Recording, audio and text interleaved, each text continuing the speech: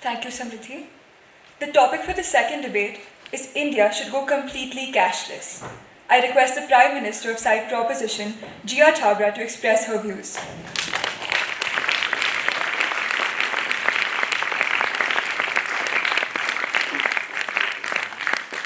Good afternoon to this August House. Today, as the Prime Minister of Side Proposition, I would like to focus on why going completely cashless is India's ticket to go from a developing to a developed nation.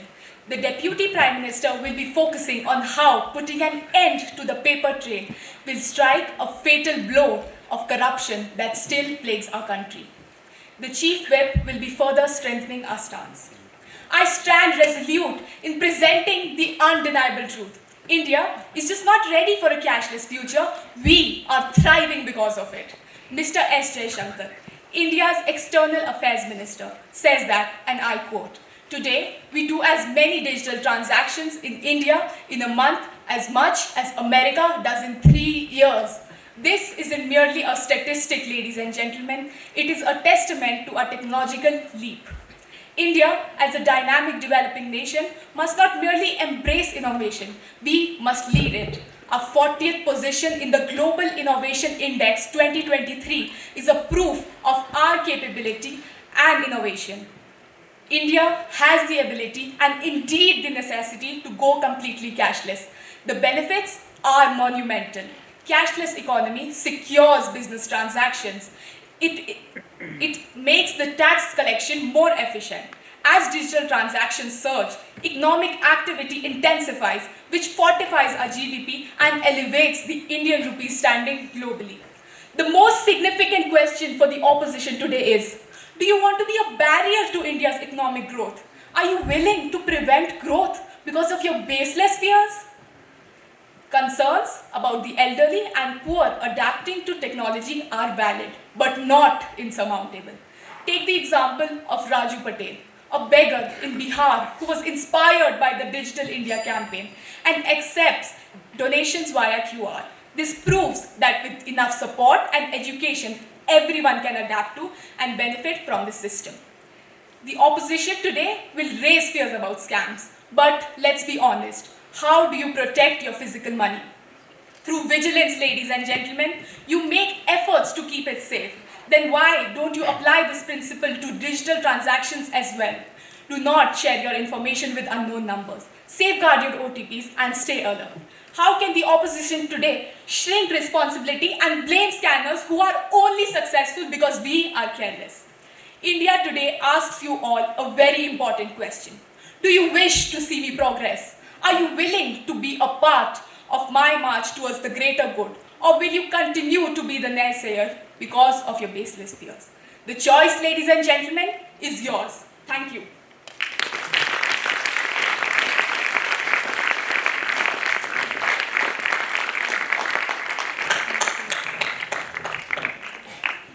Thank you, Jia. I now request the Leader of the Opposition, Hannah Reggie, to present her views.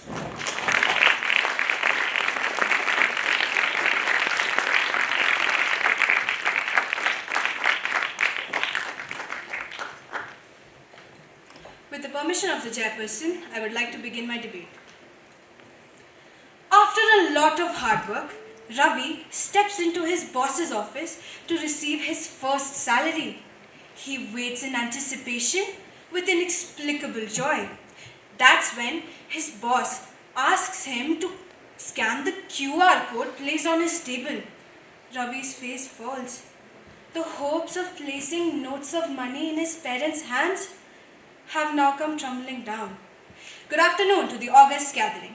I, Hannah M. Reggie, the leader of side opposition, will elaborate on the benefits of having physical cash, while our deputy leader, Aryan Bhargav, will dwell on why India simply cannot afford to become completely cashless. And then finally, our chief whip, Manya Singhal, will shed light on issues such as unreliability and risks of fraud associated with even the concept of a cashless economy. First of all, ladies and gentlemen, let me remind you that India has an agro economy. That is, the Indian economy's GDP is majorly contributed by the agricultural sector.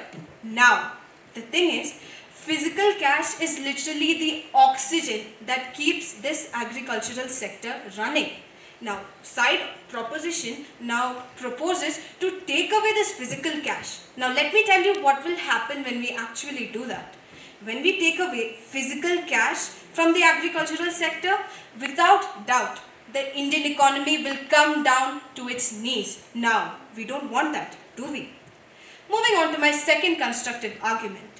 Having physical cash amounts to having complete autonomy over your own money. I mean, banknotes and coins are the only form of currency that you can use without a dependency on technology or without relying on a third party.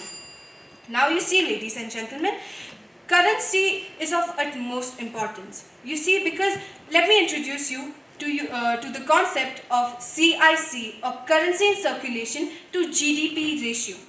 In the fiscal year 2023 in India, this CIC to GDP ratio was nearly 13%. I repeat, nearly 13%. And even in the year 2017, after the demonetization, it has been observed that this ratio is considerably growing, which means that taking away cash from the Indian economy is simply impractical. Finally, ladies and gentlemen, we've let go and replaced more than enough. Far too much has been sacrificed on the altar of unbridled technology. First the world of our books, then our schools, and then the friendly local grocery stores. And now we aim to expel the jingle of coins from our pockets, to expel the sense of satisfaction and security that you get when you feel the notes of 10 and 20 between your fingers. Ladies and gentlemen, some things are to be cherished on for ages. And these are not just bits of paper or metal. This is our heritage. These notes, they narrate the chronicles of our diversity, and therefore they are irreplaceable. Thank you.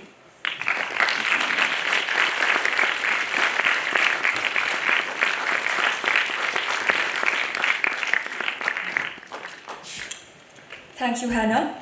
I now request the Deputy Prime Minister of Side Proposition, Shreyansh Goyal, to share his views.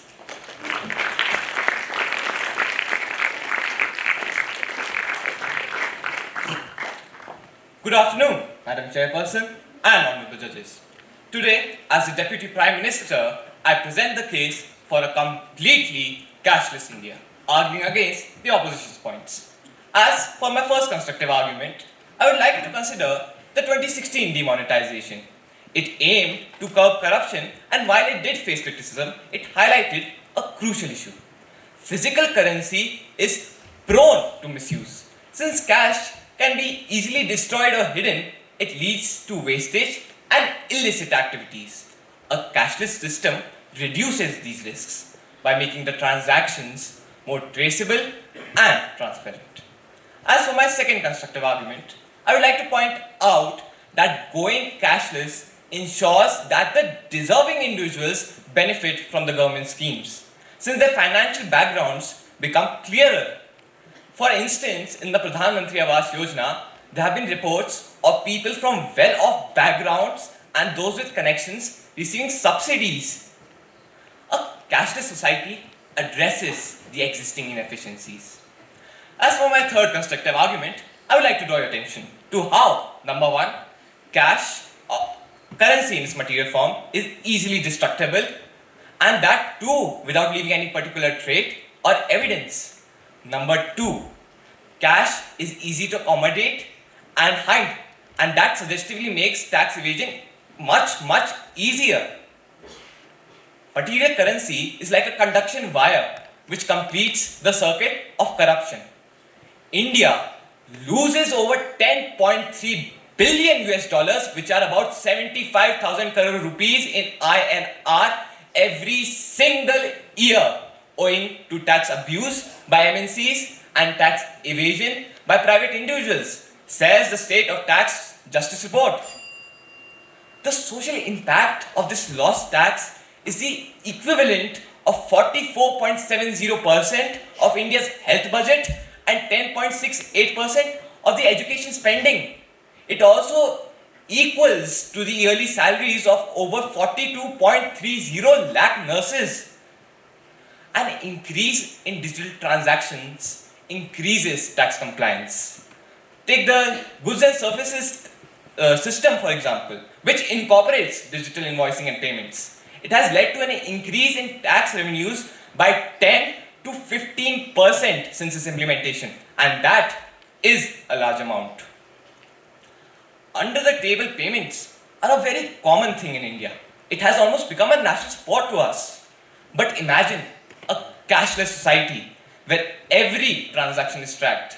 Suddenly, there's no room for those sneaky, off-the-record deals. No more money is hidden under the table.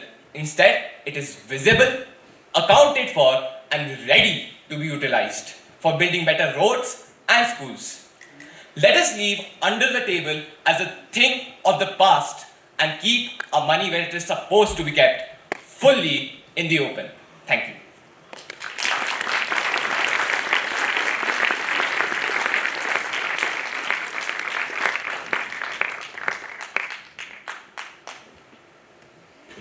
Thank you. I now request the Deputy Leader of the Opposition, Aryan Bhargav, to present his views on the motion.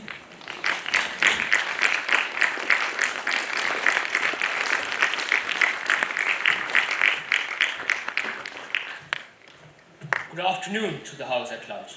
As Deputy Leader of the Opposition, I will put forth two constructive arguments to highlight the reasons why India simply cannot go completely cashless. Digitalization in a developing country like India is undoubtedly being implemented at the micro level. However, the fact of the matter is that we simply do not have the infrastructure to go completely cashless. Adding to the problem is the limited availability of technological know-how in the rural parts of our country, coupled with poor digital and financial literacy. Individuals are still not able to understand the nitty-gritties of using digital payment gateways. Even urban parts of the country sometimes struggle with frequent disruptions in network connectivity. So, in a completely cashless India, people in rural areas would simply not be able to cope with the use of digital platforms. Hence, when we look at this from a utilitarian perspective, when there is a significant digital divide in India, moving towards a cashless economy could alienate a large section of the society. In the words of former chairperson of the State Bank of India, Arundhita Bhattacharya, quote, "In India, cash is a habit which will take time to change. We cannot suddenly make India cashless," unquote. We need to understand that a stigma exists in the lower spectrum of the society with respect to the use of technology. This is because of the staggering number of uneducated people. For those who cannot even read or write, learning how to carry out financial transactions using technology is nigh impossible. In such a scenario, how can we expect the broader sections of the society to suddenly adapt to a drastic measure that will take away from the confidence to make their finances independent? A vicious cycle would exploit those living below the poverty line. To access cashless payment gateways, one must possess a cell phone. Look at the irony here, ladies and gentlemen. Those who struggle to afford even 2 meals a day are expected to spare the funds for such a luxury. Side proposition might argue that transitioning to a cashless economy would steer India towards a corruption-free country. However, even under the watchful eyes of the most experienced, things can slip through the cracks. Ladies and gentlemen, to conclude, we have to realize that cash has been used as a form of payment for hundreds of years. It has been working well so far for all of us. So why needlessly complicate the lives of so many of our fellow Indians by going completely cashless? Doing so is neither advisable nor desirable. Thank you.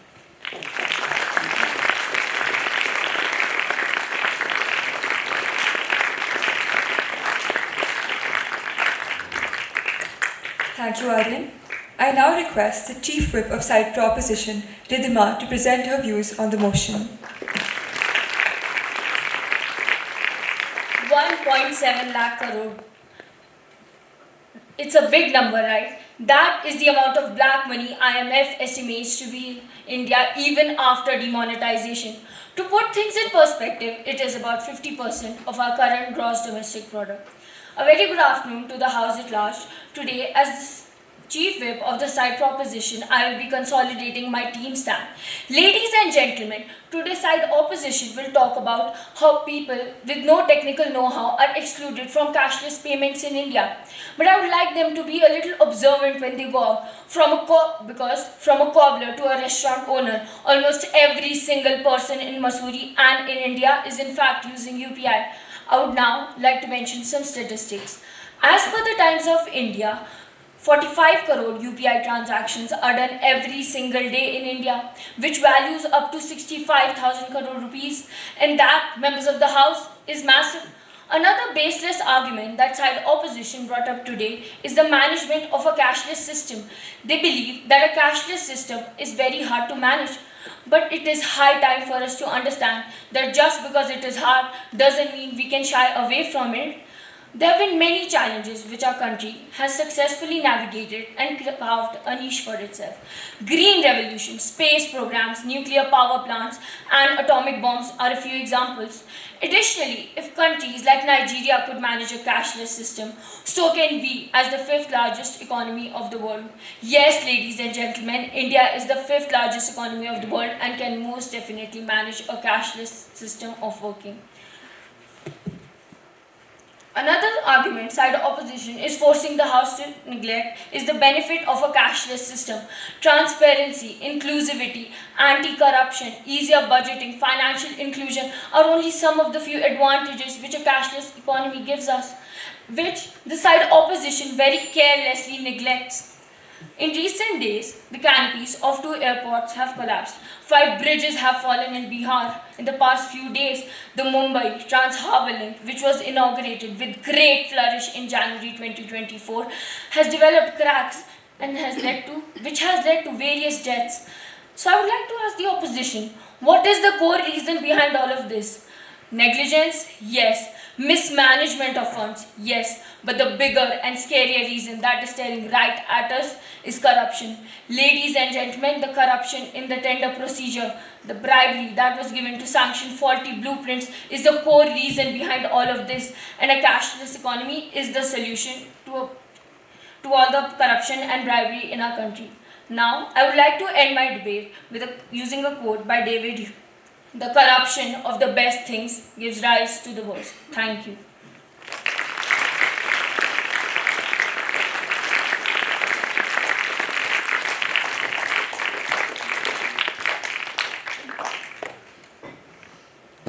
Thank you, Ridhima. I now request the Chief Whip of side opposition, Manya, to present her views against the motion.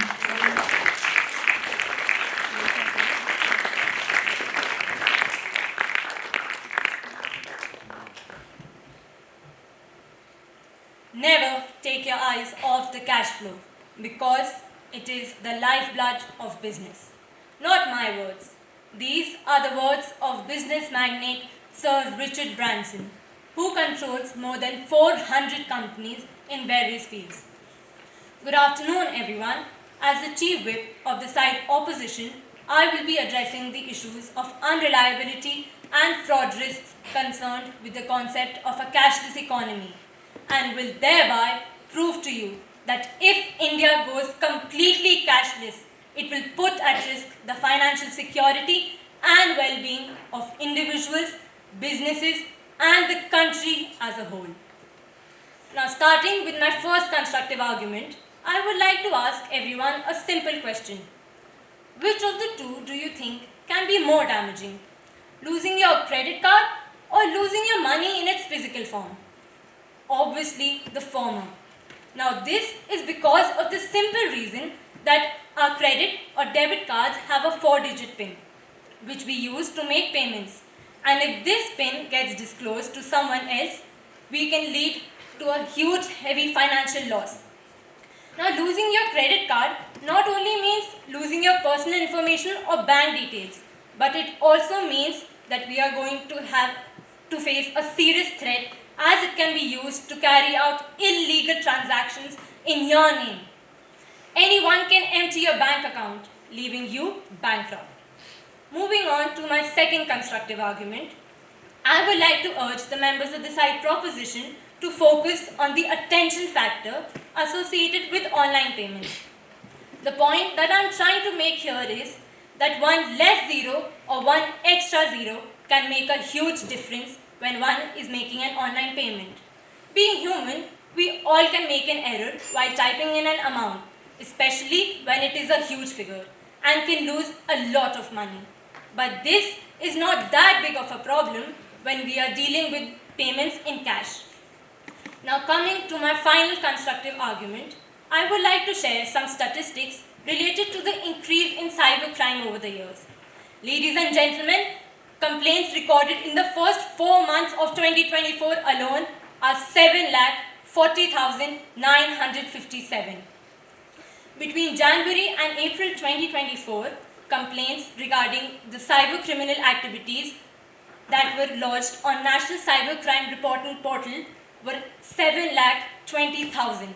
And this National Cybercrime Reporting Portal is managed by the Ministry of Home Affairs. Now, what the side proposition has placed before you is mere rhetoric. But what I have placed before you, members of the jury, are undeniable and verified facts. Now, which side of the scale is heavier is up to the honorable members of the jury to decide. Thank you.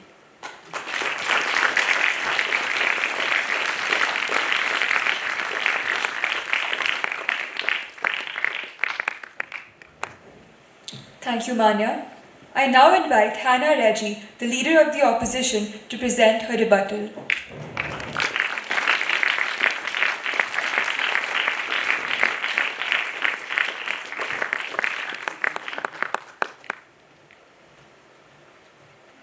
With the permission of the chairperson. Good afternoon once again. I would like to point out the flawed structure of the beliefs and the arguments that the side proposition has placed before us. First of all, ladies and gentlemen, if you have noticed, the side proposition for sure mentioned the problems that one has to face while dealing with cash. But what they failed to explain are the facts and the methods on how India should go completely cashless. So, automatically, their stance is null and completely void.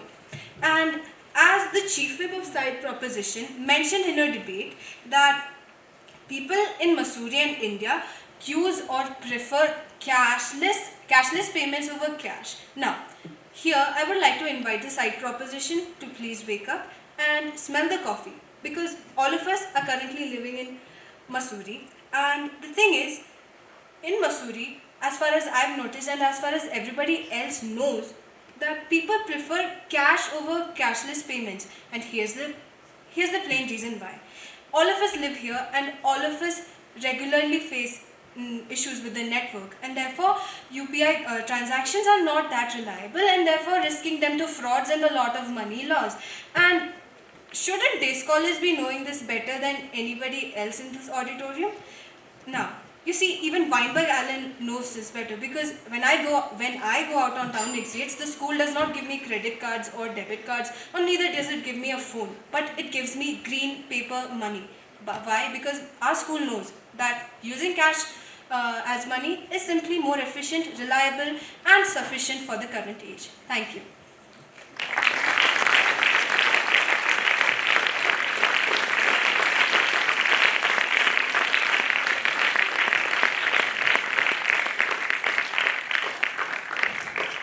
Thank you, Hannah. I now request Jia, the Prime Minister of Side Proposition, to present her rebuttal.